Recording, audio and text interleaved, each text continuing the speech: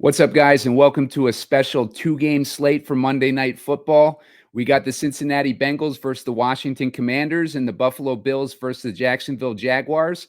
A lot of ownership tonight seems to be focused on those Bengals receivers, and I've brought in Bob Gomes to help us get different in our lineup building today.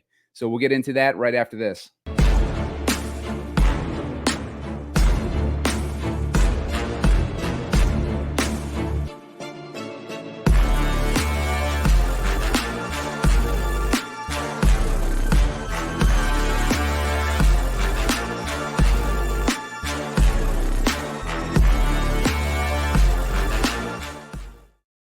What's up, guys? Simon Edwards at PumaCom here with Heat Seeker Sports. You're watching a two-game Monday night slate. We're going to build lineups for that two-game slate on DraftKings. I'm joined today by Bobby Gomes, my friend from Bob. We've been friends for years now, and Bob is really good at building lineups. Basically, he won a Millie championship a few years back. And Bob, why don't you tell us a little bit about your background? He's with Roto Grinders, and tell us what you've been up to. Yeah, currently working on Roto Grinders. I do the Tournament Take show and on the flagship for Sunday mornings. Also do content for Lineup HQ, CVR, expert survey over there. So yeah, happy to join you, Simon. Ready to hop in and talk this two-gamer. We're gonna have a few of these coming up in these next few weeks. I guess Monday nights are going to be two-game slates. NFL's been doing different stuff with the scheduling, so this is pretty exciting. I think the slate kicks off at 7:30 tonight, so just a heads up for those usually waiting for the 8:30 lock. Yeah, for sure. Make sure to keep track of those start times, because you're going to want to probably be scrambling to get your showdown lineups, your two-game lineups and everything in. So you want to pay attention to those start times. It's going to be a little bit weird tonight. And you're going to want to pay attention to the videos being put out throughout the day. I'll put out a showdown video for each of these matchups in addition to my shorter videos. But you're going to need to hit 30 likes. I'm looking for 30 likes to trigger the next video. And I am very close to 1,000 subscribers. I'm at 911 right now. I need about 90 subscribers to hit that 1,000 mark. So make sure to hit the subscribe button, because you're going to want to hit that to get alerts for when those short videos come out later and when those showdown shows come out later. So hit the subscribe, help us out with getting that 1,000 mark, and get those alerts for when those shows come out. Bob is the perfect guy to bring on a show like this, because it's a special strategy when you're dealing with these shorter slates. You got to look really at where the field is focused, and you want to try to get a little bit different. And Bob is a pro when it comes to dealing with these short slates. And as I mentioned, he won a million championship, like in the what was it like? What year was that, Bob? Oh, it was early on. It was like 2014. So it's been a while now, but yeah, but he's hit a lot of like $100,000 wins and stuff like that. I always see Bob like posting these big wins. So he's a great guy to bring on here to help us sort through this slate. And we'll dig into the player pool right now. All right, Bob, like, what is your general strategy when you're dealing with these two-game slates versus a showdown or versus like the main slate? I usually take large stands on players that I think are definitely going to be optimal. So for a guy like Jamar Chase tonight, could just be a lock button for me at this point. Going up against a Washington secondary that's been probably the worst in the league over the last year, and into the first couple weeks this year, it's been terrible too. There's not really much turnover. So yeah, I think Chase is like the first guy in. I think we should be throwing Chase onto this team immediately. Yeah, might as well just throw him in now. Yeah. And then I like to curate my player pool to the point where it's tight in certain positions where I want to get overweight on exposure. So Allen and Burrow, I think I'm going to be probably over the field on both. Daniels would be the other QB that I have interest in. The one that I'm not going to be playing is I'm likely Xing Trevor Lawrence. I just want to see where I'm getting him currently. Right now, I'm just getting Josh Allen and Burrow across 156 teams. So if I widen that, I'd probably end up getting more Daniels than I would Lawrence. So I think Daniels would be my third guy in, but definitely going to be looking to Burrow because he's getting that Washington secondary to attack. And I think Allen's super interesting too because Jacksonville plays a ton of man, and if he's rushing, there's going to be more lanes if they're chasing receivers downfield, and his rushing equity is going to be pretty high on the slate. I think if I had to choose between the two, currently I lean Allen over Burrow, even though Burrow correlates with Chase. Yeah. So let me ask you this about Trevor Lawrence. I think he's coming in right now at, let's see, projected ownership is 7%, like 8% against this Buffalo defense. And last season they played against Buffalo, and he threw for over 300 yards. So looking at the team, like with the new weapons that they have, Brian Thomas, the rookie, and Gabe Davis, like revenge game or whatever. Do you think that there's any sort of edge to taking that risk? Like, let's say if you're only putting in 10 lineups tonight, right? Like, would it make sense to have like focus on Trevor Lawrence and the Jaguars as your primary offense? So I think a way to differentiate, just because I'm seeing Gabe Davis and Brian Thomas and guys like that are going to pop. Curtis Strange. I mean, what's his name? Strange. Not Brenton Strange, I think. Brenton Strange. Yeah. Christian Kirk. They're the high end wide receivers. So if you feel like you want to get to a lot of those guys, playing Lawrence makes sense. Bills play too high. I worry about a guy like Gabe Davis who needs a bomb, right? He might be an immediate X for me. Just let people chase the narrative on a 2-game slate, and looks like he's going to be high owned anyways. I might rather like the underneath guy like Kirk. Brian Thomas is another one. I think Brian Thomas, I'd probably have more Thomas than Gabe Davis. I just don't know how much Thomas I'm going to get to. I think a good way to build on this slate is to bring in some of those Redskins receivers that people don't want to play. Just guys like McLaurin, McCaffrey, who's very high variance, can catch a bomb, right? Like if Daniels is going to throw, they're not going to let him throw a ton, but if McCaffrey catches a 50-yard touchdown pass, which I think he's capable of doing. He's had good coach speak in previous weeks too. He's someone I'm interested. Diami Brown. We talked about Zach Ertz before the show. Like getting one of these Washington receivers into my lineups, I think makes sense. Yeah. And kind of getting away from the chalk at receiver that I think is relatively shaky with guys like Gabe Davis. Yeah, that's how I'm approaching it currently. Yeah, I think with Washington too, it's a really tough matchup against Cincinnati. They're playing in Cincinnati. Cincinnati started off the season 0-2, so you know that they're going to be, like licking their chops to, just destroy Washington tonight, especially with a rookie quarterback, like playing in prime time for his first ever time, and really, it's just going to be a tough matchup for Jaden Daniels in general. So, what Bob says about these receivers makes a lot of sense because people are going to be kind of avoiding, I think, Washington's offense tonight, even though they're going heavy on that Cincinnati defense. One thing that I heard in at least local talk about the Bengals is they're concerned about the interior run defense.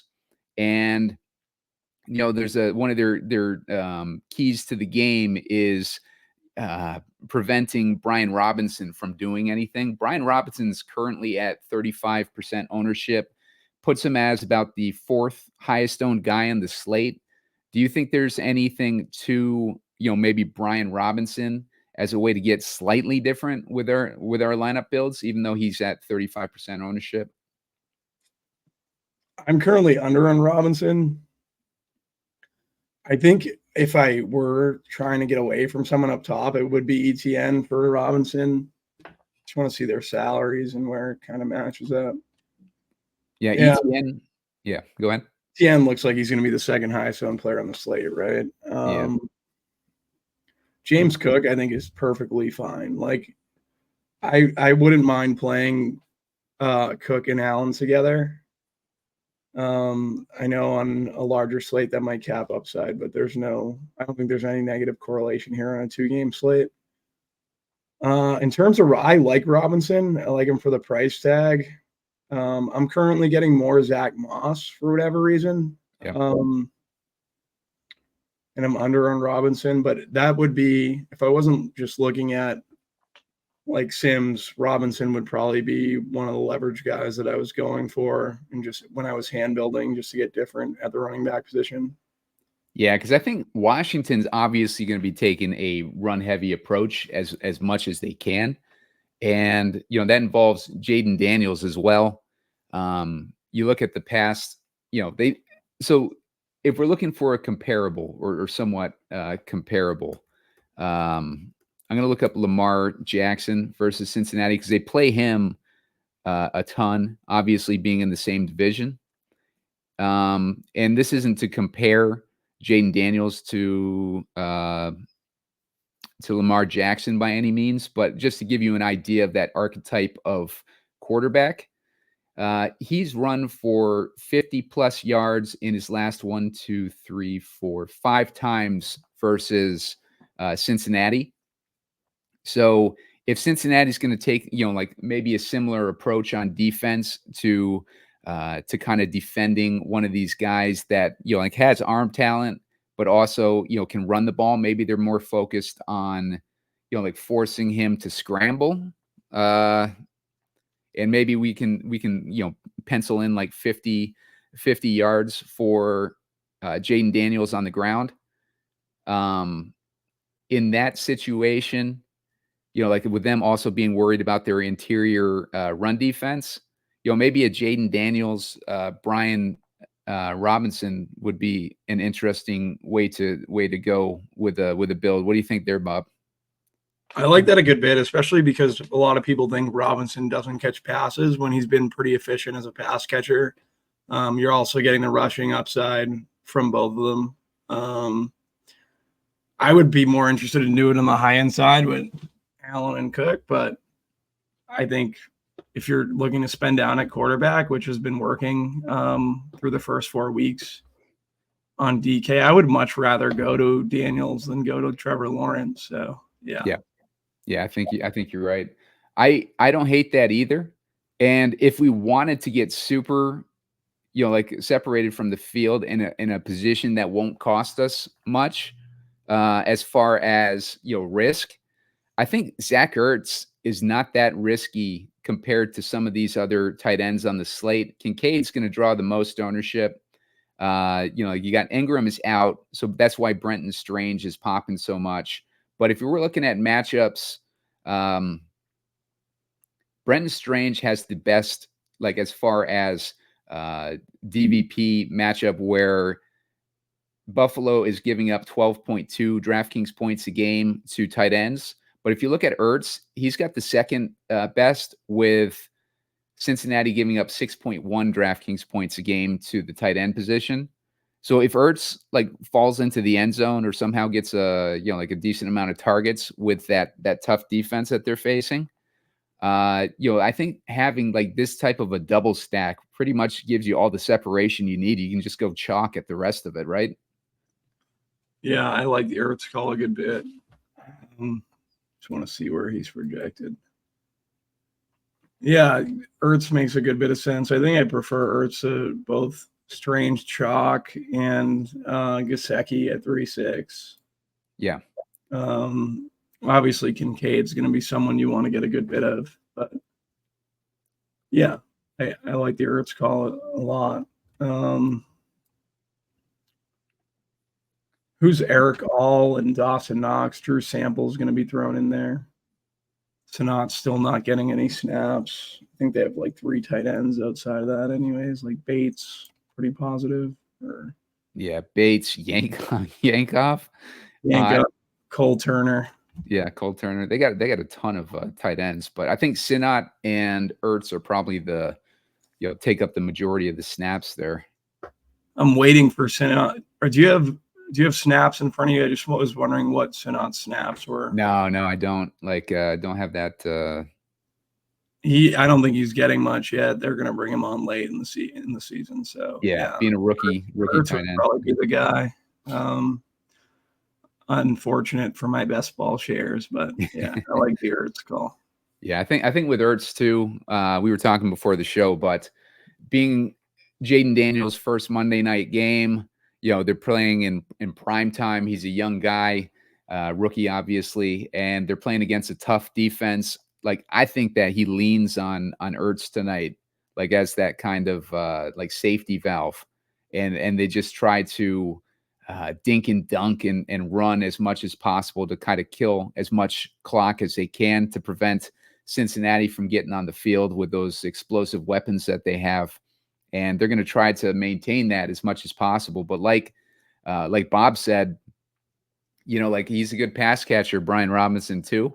If you wanted to get a little bit more different and you think that they're playing from way behind, you could always put in Eckler instead of Robinson too. And then you got like the rookie starter pack with his receiving back, and you got his his tight end there with Jaden Daniels. But Bob, if we're going more for like safe upside from here on out with the build, like where do we go from here? Yeah. I would lean Kincaid, maybe go double tight ends. Actually, never mind. If we're going for safe upside, just throw James Cook in there. James Cook, okay. And that gives us a like a good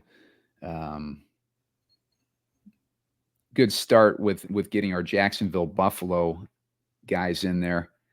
So we're left with $5K per guy. Why don't we get our defense in there? Is there a defense that stands out to you? I was going to say the Bills off the top of my head.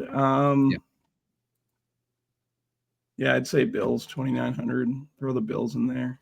Yeah, they're cheap too. 2,900 for the Bills leaves us with 5,700 per guy. I think we can focus here on wide receivers. Is there any matchups that stand out to you, Bob, that you like? One you brought to my attention prior to the show was Keon Coleman versus man coverage. He's their man beater at 4,800. So let's throw him in there. Okay. I think a lot of people will go to Shakir, Curtis Samuel, those guys, but we're going to go Coleman. Yeah. Jags play a ton of man, and Coleman has shown to be, through a small sample size, the man beater for Buffalo. So even though he hasn't gotten much separation, we'll lean Coleman. Cool. Yeah, and I wouldn't be surprised if they want to try to get Coleman going here. They're at home playing against Jacksonville. Coleman against man coverage, big-bodied receiver. Would not be surprised to see him get a decent amount of targets tonight, and he's only at 4,800. And it continues to differentiate our lineup. I think as far as ownership goes, Coleman is looking at around 26% ownership, which on a 2-game slate is pretty low ownership. So that leaves us with 6,200 per guy. I'm looking at T. Higgins at 5,900. Terry McLaurin. I don't know if we'd want to put another Washington guy in there, but we also got options like Khalil Shakir and Christian Kirk, who Bob had mentioned earlier. Any of those guys standing out to you, Bob? Probably Kirk. I would lean to just the underneath stuff versus too high. I think he's going to be the guy that if they're chasing, Lawrence will lean on the most. Gotcha. Okay, so that's going to leave us with 7,200 in the flex, and that leaves us in a situation where we could put in ETN, we could put in Zach Moss there, as kind of another run back for the Cincinnati side. You got Higgins as an option there too. This is Higgins' first game coming off of an injury though. And, he missed like a good portion of the preseason or off season. I'm pretty sure with this injury. Let's see how far back it goes.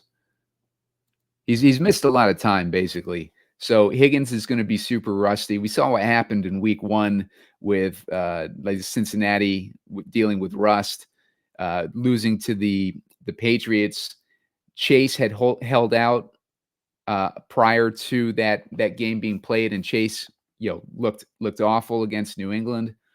They defended him really well. He only ended up with 12.2 DraftKings points. But, Higgins, I would not expect him to come out of the gate smashing, even though it's against Washington. But Higgins is an option that we could use as a flex guy. Is there any flex guy like in this range here, Bob, that stands out the most to you that you prefer? Or would you is there like a guy with a safe floor that you like? I want to leave salary, so let's go Higgins. Higgins? Yeah. So if you went Higgins, you're leaving like 1,300 on the table. But that gives you a look at, like how you might get a riskier lineup together. But Bob, why don't we build something that might be a little bit more like chalky or safe, but then try to figure out a way to differentiate it from the field. All right, let's go Allen up top. Let's go Chase. Let's go Cook.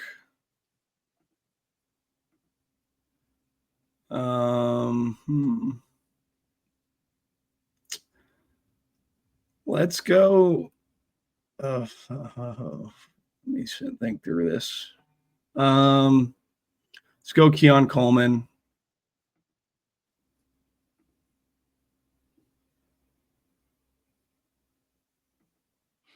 Let's go Ertz and Kincaid. Okay.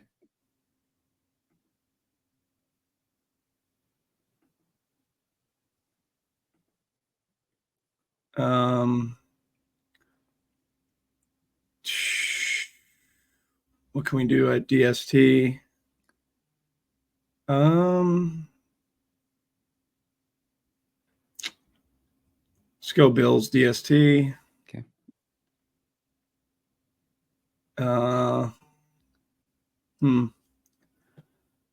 Zach Moss. We have 5,600 left. Yeah, plenty of options there. Let's go Kirk. So if we went here, this might be like a little chalkier direction that you can go if you're doing like smaller field stuff. But if you want to, if we want to go a little bit different, like what's a little trick that we can do here, Bob, that might help us separate? Let's take a look. So we got our Buffalo stack. It's Allen, Cook, Coleman, and Kincaid. That's and the Bills D. I think adding the Bills D in there is pretty good differentiation in itself. But this is a 2-game slate, so a lot of people are going to be like just heavy game stacks. Washington is our run back. That makes sense to me. Only having one Washington run back, just given the the state of Washington right now. We're stacking the other game with Moss, Chase, and Kirk. I think if you wanted to get a little bit different with these lineup builds, one way to do it, I think, would be, like maybe like 2 running backs from one game. We got Jacksonville. I think we're still waiting on the status of Bigsby. Bigsby, yeah. I don't even see him in the pool here. Maybe all games. Bigsby, we're still waiting on his status. But do you want to play Ray Davis and get up at receiver from Kirk, I guess? Yeah. Do you want to get rid of Cook and play Davis instead? Or do you want to add him in and replace like Moss or something? We can add him in and replace Moss, but then I think like we should get off one of Coleman or Kincaid. Yeah. I think sure. I think maybe let's see. Is that too much rushing equity for the Bills though? Like Ray Davis? Yeah, I think if we had Allen, Cook, and Davis, we'd want to get rid of all receivers on Buffalo. Let's get rid of Allen and put in Burrow because we're playing Chase. Yeah, play both Bills running backs. And we have 3,200 left. Go up from Kirk to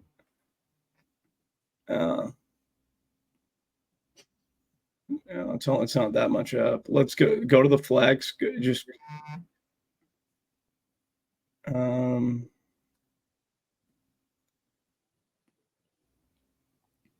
Burrow, Ray Davis, Bills, Chase, Coleman. Problem is we're leaving salary regardless, right? Yeah. Shoot. Do we want to double stack maybe? Maybe McLaurin, Higgins. Burrow and Higgins. Okay. Yeah, and then we got 6,200 left. Yeah, we'll play McLaurin. Okay, McLaurin. Or B-Rob, whichever one you feel more comfortable with. I think you like B-Rob, so go B-Rob. Cool. Yeah, and that leaves us with options at least. You can see it's not going to be very restrictive to build lineups tonight. With the cost of a lot of these guys are below sub 6K, so it's not going to be very difficult, I think, to put together a lineup and just kind of focus on trying to do something a little bit different when you're building. That's going to be the key. Like there's all sorts of like little tricks that you can do, like we just did with maybe putting in, both those Buffalo running backs in addition to Josh Allen. That's one way if you want to get all that rushing equity and, kind of play it like it's just going to be like a dominant rushing performance by Buffalo versus Jacksonville. You do little stuff like that. Like this way, we got Burrow with Chase and Higgins, and we're not even running it back with anyone on Jacksonville. So that kind of, that's different. I don't know if that was intentional, Bob, but what do you think there? We got the Bills D. So yeah, I'm sorry. We're running it back with Robinson. I was thinking we're running it back with Robinson within Burrow stack. Yeah. Right. So yeah, and so we were heavy on Buffalo, but Buffalo, we're not running it back with anyone on Jacksonville, which I mean, I don't hate that the way Jacksonville has looked, but if you wanted to, we could take out Keon and put in a Jacksonville guy, see how that works. If you want to go to, I think, well, we can't. Maybe Brian Thomas. I prefer Brian Thomas to Gabe Davis. Yeah, I think Gabe Davis is just going to be such an easy click for a lot of people, and I don't know if it's the best spot. Yeah, and he's chalky for guys who are just using projections. So yeah. But you at least have the option, like if you wanted to put in Gabe Davis here, like you're leaving a ton of salary on the table, which isn't a bad thing on a 2-game slate. You got Brian Thomas as an option. If you wanted to swamp off the Bills D, you'd have Kirk there. You could find yourself another $100 somewhere in this build. But that gives you kind of an idea of maybe an approach to building lineups for this 2-game slate. I think. Like with this game, we're looking at, I forgot to go over the totals on these games. Jacksonville versus Buffalo is a 45.5 point total. Washington versus Cincy is a 46.5 point total. Jacksonville are 5.5 point dogs and Washington are 7.5 point dogs. So these are two games where we got, pretty significant favorites in. But if you wanted to go for one of these dogs, let's say that Jacksonville, let's use Jacksonville as an example. And before we get into this, make sure to hit that like button, get me up to 30 likes. That'll trigger the next video. and subscribe to the channel. I'm at 911 subscribers. If you like all these breakdowns, subscribe to that channel. That helps me out. I'm looking for 1,000, and I want to try to get there, before the end of week 4. That's kind of the pace that I've been going on. So let's clear that out. Let's say that like Trevor Lawrence shows up for the first time this season and he pulls out a performance like he did last year against Buffalo, where he had, where he had 300 plus yards and he only had 1 touchdown in that game. But let's project, maybe more than 1 touchdown in this game. And, maybe we put in Brian Thomas and Christian Kirk. That gets us a little bit different from people who are playing ETN. So let's do that. Let's put in Brian Thomas, Brian Robinson and James Cook. Let's get those running backs in here. I have someone at the door. Can I just let them in? Yeah, absolutely. Yeah, Jamar Chase, I'm going to put in there. That's our closest you're going to get to a free square. And I'm going to put in, for this one, I'm going to put in the Bengals D, since we're heavier on that Jacksonville Buffalo game. For tight end, if I'm looking at the matchups, Brenton Strange is going to have the best matchup for tight end. So maybe I take out Thomas and I put in Strange, because I don't really want to go too heavy on Jacksonville. But we got Trevor Lawrence, Christian Kirk, and Brenton Strange. This is going to set us up for wide receivers on the Bills. Let's go with Coleman. Let's assume that he's going to be the man coverage guy. Going to leave us with 8,300. So you do a build like that, you can basically do whatever you want in the flex. You got Higgins as an option, McLaurin, guys like that. If you wanted to get McLaurin in there to help out Washington, to keep it competitive, more competitive game would mean Brian Robinson is more involved. But like, there's a lot of ways that you can go with that. If we wanted to go with another Buffalo guy, that makes sense too. But bunch of different routes that you can go there with this Trevor Lawrence build, and it should be pretty low owned. Just judging on people are going to be leaning towards basically every other quarterback. But what do you think? What do you think there, Bob? Yeah, like I said at the top, I don't know how much I like Lawrence. Buffalo's traditionally a tough place to play at home. Was last year's game was it in Jacksonville or in Buffalo? It was a Buffalo home game, but I think it was in Germany. Oh, really? Yeah. Yeah, I think that was the German game. Things. Yeah, for me, like if you're going the Lawrence route, I think Kirk makes the most sense. Like Strange, Gabe Davis fade, I'm very interested in. I have 0 interest currently in Gabe Davis. That could come back to bite me if they try to get him a revenge touchdown. But yeah, I like the Keon Coleman run back. I think that's a guy we're both kind of settled on. Chase, I think he's the best stud to pay up for on the slate. I don't think there's a question about it. James Cook for the run back with Lawrence. Yeah, it looks like a really good lineup. Yeah, and I was going to say, like, in general tonight, like, and this is more for guys who are building, like the hand building lineups, like 10 lineups or something like that, and you're trying to enter these large field contests, and you want to get different. Like, the easiest way to get different is going to be, focusing in on one of these dogs, because a lot of the ownership is going to be on Buffalo and it's going to be on Cincinnati with this slate. And the reason why is because they're heavy favorites. They're heavy favorites in these games.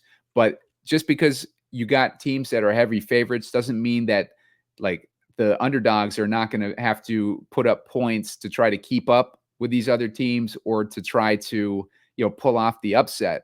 And we've seen it time and time again on these slates where these teams come in and they pull off these upsets. And Jacksonville has the weapons to do it versus Buffalo. Washington has maybe Washington not so much against Cincinnati, except for having a decent rookie, quarterback who can run. and they do have some weapons with Terry McLaurin, and Terry McLaurin's pretty much the main weapon that they have. I don't know who else they got. Zach Ertz as that, Diami Brown, and guys like that can beat coverage and pull off those splash plays. So they're not completely impotent against these teams, but it's definitely a long shot for a guy like Diami to pull it off. But Bob, what do we know about Jaden Daniels? What do you know about his college background? So he went to LSU, number 2 pick in the draft. I think Jaden Daniels will eventually be able to sling it. They just haven't opened the offense up to him in that way. Hasn't been throwing a ton. I do think that like a one-off Washington receiver may end up on the optimal tonight, whether it's Ertz, McLaurin, McCaffrey, Diami Brown, just because everyone's going to go in the other direction. Play Bills pass catchers, play Jacksonville pass catchers, and just like you have a guy like McCaffrey, for example, who could catch like a 50-yard touchdown. He's gotten good coach speak over the last 2 weeks. Not sure where his snaps are at. I'm going to dig into that after this. And McLaurin got 8 targets and like 8 fantasy points. Like he had an ADOT of like 2 yards the other day, but maybe they start opening it up to him a little bit more. The other play that we talked about that I think is probably both our favorite would be Zach Ertz at the tight end position. Yeah. You kind of hit on it. They're going on the road. It's Monday Night Football. Like rookie QB going to lean on his tight end. Ertz is getting like 17% ownership relative to the other. Like I don't think Ertz ends up tight end 4 on the slate. Definitely prefer Ertz to Strange. Or Strange would be very chalky. Strange looked good though the other day, just to like throw that out there. I just don't know. Was Buffalo good last year versus tight ends? Last year, Buffalo was allowing. They were all right. They were like middle of the pack versus tight ends last season. A little bit better than middle of the pack. So yeah, I don't know about Strange. I think I'd rather just play Ertz. I think that's, like we said, a good way to get different. The guy who's popping in a lot of optimals is Gabe Davis. The revenge narrative and the fact that he's hitting optimals means a lot of people are going to click that name probably a little bit too much. And he's someone I'd just like to be under on. So I think that's another way to get different. One thing I'd say, like one thing that you said that stuck out to me was the LSU background for Jaden Daniels. He's going against Burrow and Chase, also LSU alumni. That's going to be an interesting dynamic because that he's going to be taking this game, like this is going to be like a dream game for him, But the problem is you got Quinn as the head coach there, and that he's going to be taking a super conservative approach with his rookie quarterback, playing in a big time game like this. Like these defensive coaches, they like to take those safer approaches with running the ball and trying to control, keep the defense off the field type of approaches. If they get down early though, you can't do that, right? Yeah. Like if they get down early, that you have to throw that out the window and you have to pass. Like if they get down 2 touchdowns early, they're in trouble, right? And he has to throw. Which is likely to happen. Like Chase, he's been chomping at the bit for a good matchup. You got Higgins coming back tonight. They're playing in Cincinnati. Cincinnati's going to take probably a quick lead and like a big lead against this weak defense. So, you want to keep that in mind with these guys that we were just talking about, these potential splash play guys. Yeah, I think the splash play guys are the guys you want to target, which would make Gabe Davis one of those guys. But because he's hitting optimals, he's got the narrative where he's going back to Buffalo. The whole country knows, anyone who plays fantasy football, and their love-hate relationship with Gabe Davis. He's just a very easy click. I keep harping on this, and I'm going to be significantly lower. And so I hope that the narrative doesn't hit tonight. You know who's interesting, Bob, is Noah Brown. right? Noah Brown last year was a super reliable receiver for rookie quarterback CJ Stroud. He ended up getting dropped from the team. He was hurt like for a lot of last season. He ended up getting hurt. But while he was healthy, he was a good target, a good, reliable target. And Washington picked him up. Like the Texans were loaded up at wide receiver. So they basically dropped Noah Brown just because they didn't need him, right? And he's a good, reliable receiver that Washington picked up. I think he's a slot guy. Let me look up. You know, he got. Go ahead. I like Noah Brown. Yeah, I think he's good at football. He got picked up quick too. He didn't sit there long. He's only off the Texans because they have so much depth at wide receiver.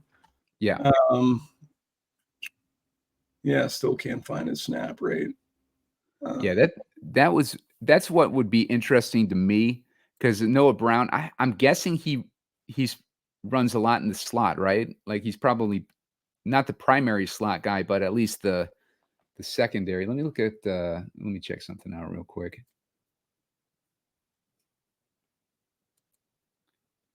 Because yeah, when I see N Brown, I wasn't even putting 2 and 2 together, but when I look at it,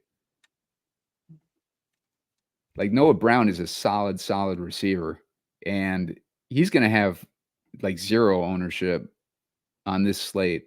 And he's a guy that can easily get like 5+ targets in a game like this, depending on his how many snaps he's getting.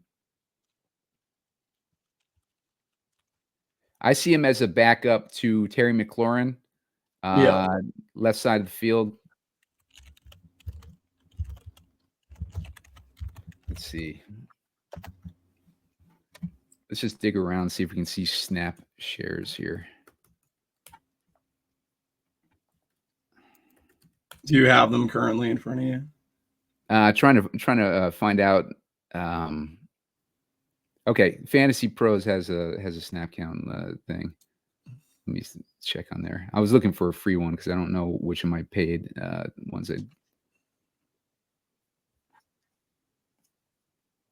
All right, so let me look at do you look at percentage when you do that? Yeah. All right, so let's go to Noah Brown had, let's see.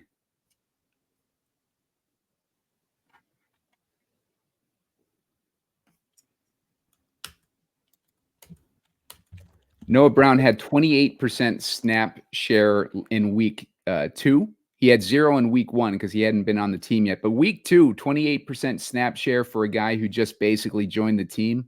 What do you think of that, Bob? Like, what do you think? How do you think that? I think it's going to take up past 30%. For me, he had 3 receptions, didn't he? Did he? Yeah. How many 3 targets, 3 receptions for 56 yards. Yeah, that's going to tick up. Yeah, so I'm fine with Noah Brown. Is definitely, let's throw Noah Brown in the mix. We like some Noah Brown. He's definitely someone.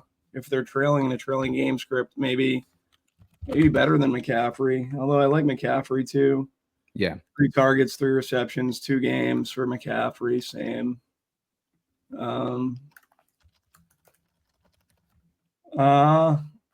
Yeah, I like Washington receivers. Like, I think they're very much in play. Just a matter of no one's going to play them. Luke McCaffrey went from 61% snap share in week 1 to 56% snap share in week 2. So maybe Brown. What about Diami Brown? Diami had 56. He went from 56 in week 1 to 69 in week 2. So his bumped up. McCaffrey bumped down. So McCaffrey was most affected by Brown, you would imagine. Yeah. Let me check Noah Brown. McLaurin went from 81 to 92. So yeah, they might have been using more like 3 wide receiver sets too in week 2 than they did in week 1, maybe. Yeah. But yeah, Noah Brown though, to come in and get, like he can hit a splash play too. Yeah. A lot of these Washington receivers can hit a splash play. That's why I like. I do have a lot of interest in the Washington guys. Yeah. Yeah. I think you're right. And like, if we're looking at Diami Brown, what did I say it was? 69% snap share count for Diami Brown. You know, he's a guy that we've seen make some big splash plays in the past. Where's he at? Diami Brown. Let's see what he did so far. He had 4 targets last week against the Giants. Ended up with 3.7 DraftKings points. He only caught 2 of those. But Diami Brown, I think I would put Noah Brown ahead of Diami Brown just based on like what they've been able to accomplish in their careers so far. Diami Brown definitely has more longevity on the Commanders, but it's a brand new coaching staff, blah blah blah. So like they brought in Noah Brown, so maybe like I don't know if that's an indictment on Diami Brown or probably not. But Noah Brown though is a guy they let go of Dotson, so they were looking for. That's true. Yeah. An extra receiver anyways, and then he ends up getting cut, and it's just like, all right, we're going to get better. Regardless, they obviously thought they had something anyways in McCaffrey if they were willing to let go of Dotson, keep Diami. It seems like McCaffrey and Noah Brown are eating into each other a little bit from that small sample. So I'm seeing Noah Brown projected at a 3% ownership.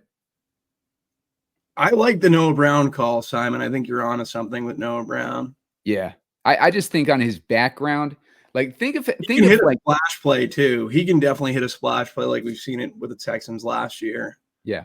Let's look at some of his game logs from last season when he played with the He had some big game logs for a tertiary receiver, ancillary guy.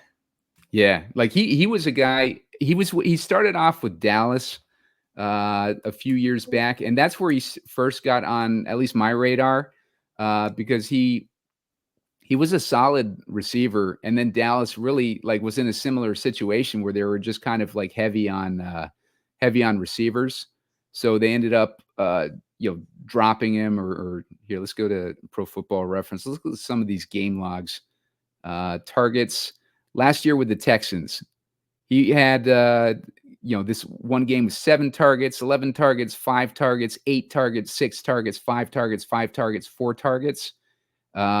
Previous year with Dallas, when he got more run at the end of the season, 6 targets, 4 targets, 2 targets, 9 targets, 6 targets. Like this is a reliable freaking receiver. 9 targets, 5 targets, 7 targets. Like this dude is a target magnet. And he's only 3 targets his first game. Like they threw him right in the mix. Snap share should be going up. Right.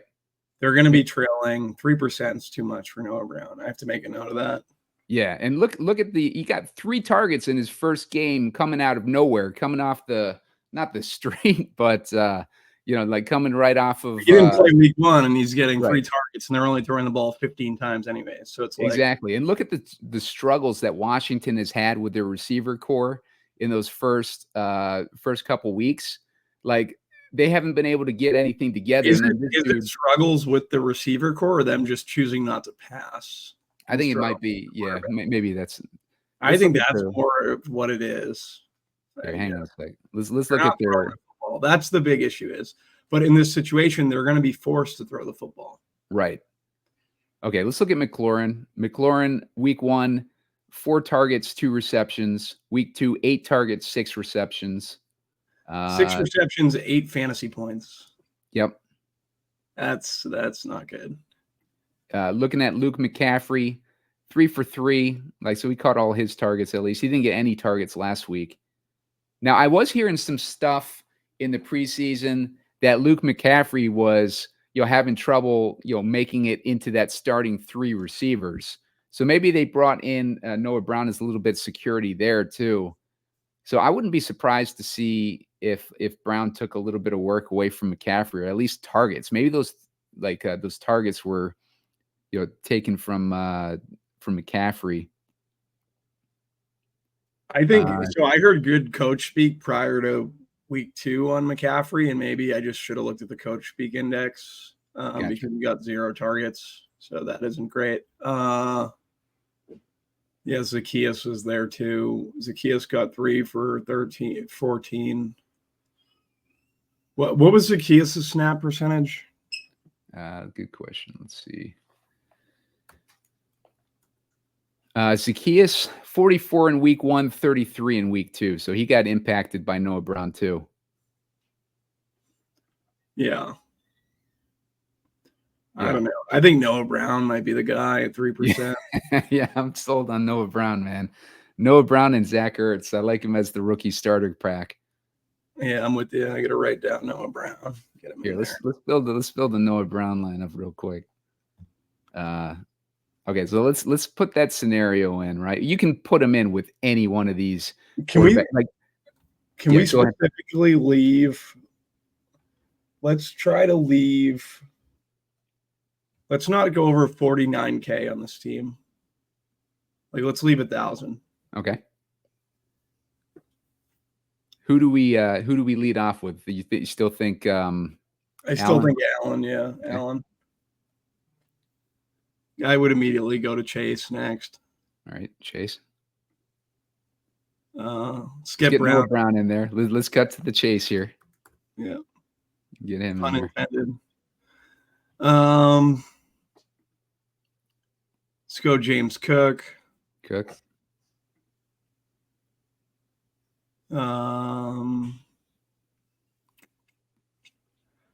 let's go Moss. All right. Okay. Did you have someone else? Did you want to go somewhere? I'm just trying to leave the 1,000 in salary. No, I don't have any preferences. Let's go Kincaid. I just think it makes sense, right? Okay. Yeah.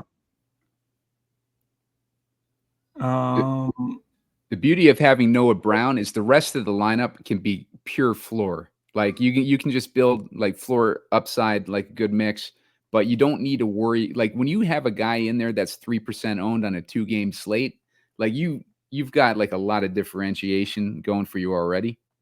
Yeah.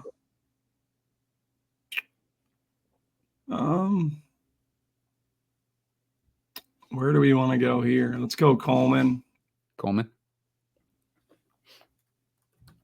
All right, gives us a guy to stack with Allen, another guy. Yeah.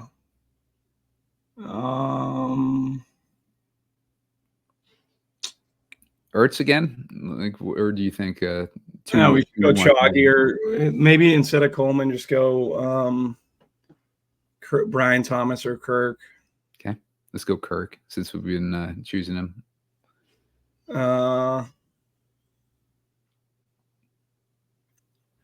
DST, I have no idea.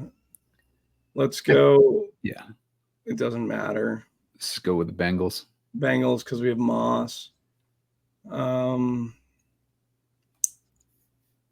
guess Bengals kind of makes sense in that scenario anyways because Noah's chasing.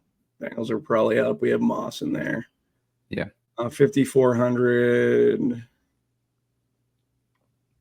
I wanted to leave salary. If we wanted to leave salary, I'd probably go with Coleman. I mean, that leaves 600, but you want to build a 49,000. Like 1,000, yeah. If I wanted to leave salary, maybe Samuel, a guy like Samuel. Yeah, go to Samuel. I feel like Samuel's like a man beater. Like we were talking about that earlier. Like I feel like I want to say that we've. Let me see what his snap count. We were worried about his snap count, right? He got 27 in both weeks, 27% snap counts. But they targeted him for a reason. Like, why would they bring him in just to play him for a third of the snaps? Like, there was an injury concern with him early on, right? Yeah. Maybe the thing to do when leaving the 1,000 would be to just full stack the Bills and get up to ETN and leave Chase off. So I don't want to remove Chase though. Yeah, I wouldn't want to. Yeah, I wouldn't want to remove Chase. That doesn't seem too sharp. No, he's in too good of a spot, and T. Higgins is coming off an injury. I just think that Chase is like he's just almost a lock. But I mean, like me saying that makes him like the pivot. But I think you just I think you just eat it on these 2 gamers. Yeah. I think you just eat it and then you come back another day if you're incorrect. Other options that we would have, we could Gabe Davis, like he's an option like that's under that 4,400 mark for Curtis Samuel. I don't know why Curtis Samuel is higher than all these guys with 2 weeks where he's only getting 27% snap counts. Are they vulnerable in the slot? Is he the slot guy? I don't even know. I feel like Shakir's the slot guy. I could be incorrect though. Shakir, I think, is the slot guy. Let me double check that. Shakir is another one that's good at the footballs. Good at the footballs. Shakir, he's very good.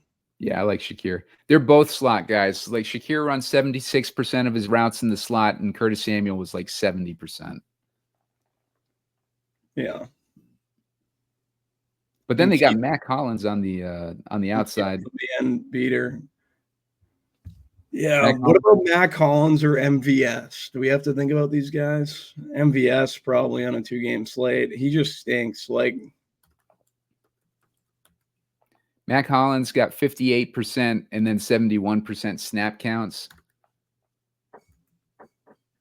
What side are you on? Yeah. Scantling, I think, is the guy that we don't need to worry about. He's 21% and 9% snap counts. They keep targeting him long, though. Really? Yeah. They keep trying to they do the same thing the Chiefs did. Yeah. So, like, you think with man coverage by Jacksonville, they're going to, like, try to draw some stuff up for Scantling? It's a 2-game slate, and he's high variance, so I would have him in the player pool. I don't want to play him. Right. He stinks, but yeah. Let's see. Where's he at? Oh, there he is. $3K is his salary too, so he's another cheap guy. Like you get rid of Samuel. Maybe you rotate these Bills receivers out. Like you got Samuel as an option, you got Scantling as an option for these splash play guys, and then Coleman was the other guy that beats man, but he's 4,800. So if you went with Coleman, you'd have to. No, we'd be able to afford Coleman. You're just leaving like 600 as opposed to 1,000 on the table. So if you built a lineup like this, I might like rotate between those potential like man coverage targets on Buffalo's side with that matchup against Jacksonville's defense. Yeah. Yeah. So, all right, Bob. I think we had a breakthrough here with Noah Brown, man. Hopefully he's on the winner and we can and Heat Seeker can tout it later on today and tomorrow. Yeah, I'll be putting out from you, Simon, and we'll get those subs up to 1,000. There we go. Like I'll be putting out one of those videos for sure, like to rub it in that we were talking them up in this show. So, all right, Bob. So right. Thanks for watching, guys. Make sure to hit that like button, get us up to 30 likes so we can put out the next video later on. And make sure to subscribe to the channel. Like Bob just mentioned, I'm looking for 1,000 subscribers. I'm at 911 right now. So definitely helps me out with growing this YouTube account and, incentivizing putting out more and more content like this. So thanks, guys. And I will see you this afternoon.